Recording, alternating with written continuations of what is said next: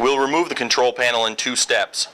We'll start by disconnecting the hoses from the gauge and the 2-way selector valve. We'll then disconnect the 3-way selector valve from the front of the panel and remove the panel. So to begin, we'll remove the clear hoses from the gauge using a 3/8 wrench to push back on the green ring and pull out on the clear hose.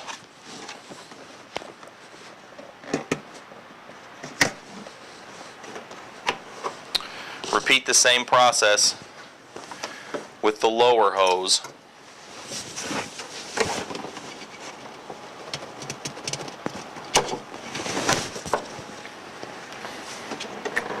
And we'll repeat the same process twice with the 2-way valve.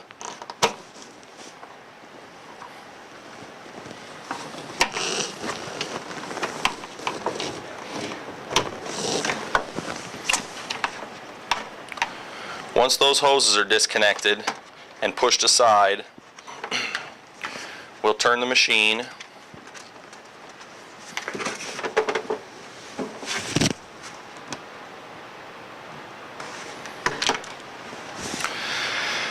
and we'll disconnect the handle from the 3-way valve using a Phillips screwdriver. Remove the handle, place it somewhere where it won't be lost. We'll next disconnect the valve from the control panel using a 3/4 wrench.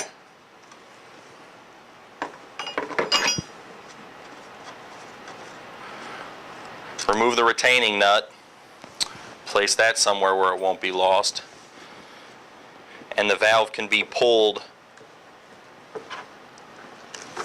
back through the control panel.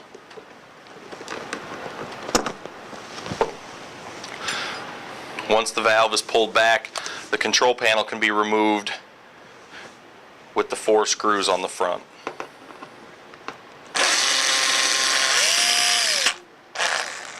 Be careful not to lose the washers.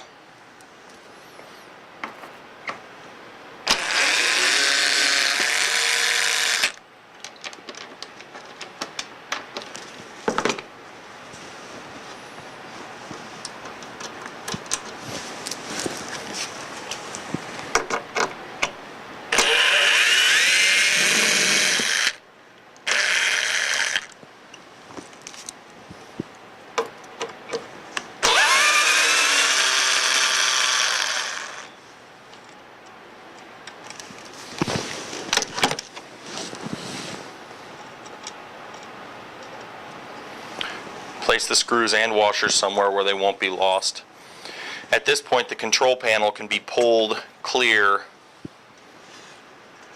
of the machine,